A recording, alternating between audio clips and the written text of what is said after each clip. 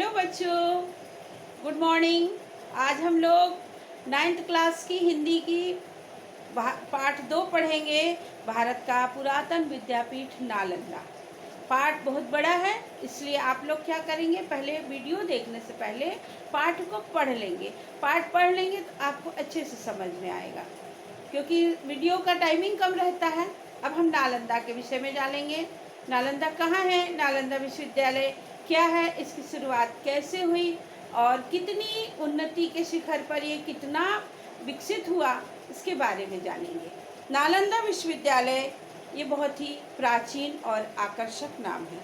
हमारे यहाँ, हमारे भारत, वैसे ही हमारे भारतवर्ष में साहित्यिक सांस्कृतिक हम लोग बहुत उन्नतिशील शिखर पे थे और हमारा साहित्य बहुत ही ऊंचा था, इतना समृद्ध था कि भारत का साहित्य विदेशों तक भी इसकी ख्याति फैली थी।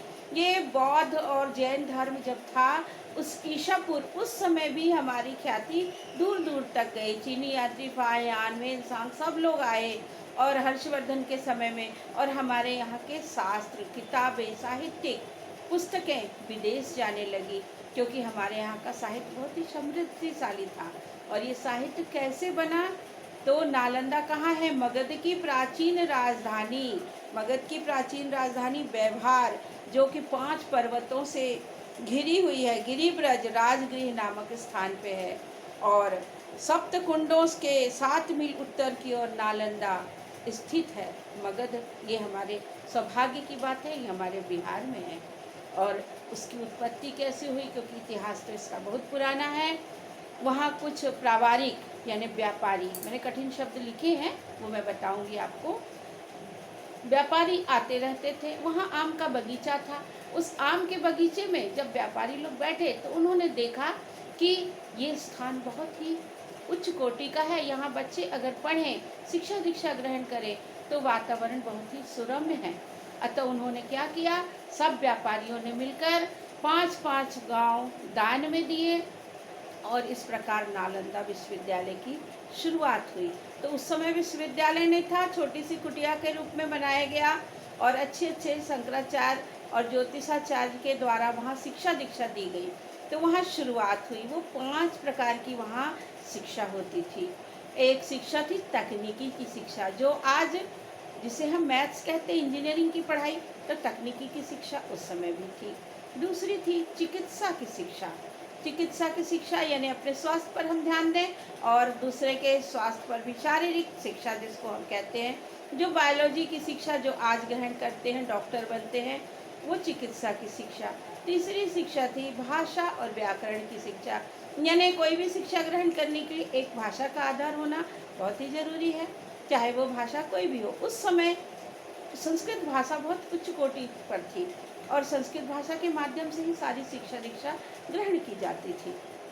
भाषा व्याकरण की शिक्षा।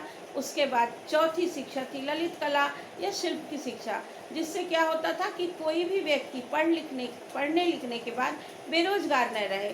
जरूरी नहीं है कि वो डॉक्टर बने, इंजीनियर बने, वो किसी भी क्षेत्र में काम कर सकता है जिसमें उसकी अभिरुचि होगी। तो शिल्प की शिक्षा वो भी अनिवार्य शिक्षा के रूप में दी जाती थी, ताकि कोई भी बच्चा पढ़ने लिखने के बाद बेरोजगार ना रहे। उस समय की नालंदा की शिक्षा की ये खासियत थी। 5वीं शिक्षा थी धर्म और दर्शन की शिक्षा, जो हमारे मनुष्य जीवन के लिए बहुत ही आवश्यक है। जब तक मनुष्य आध्यात्म से नहीं जुड़ेगा तो हमारा मानविक जीवन सफल नहीं होता है।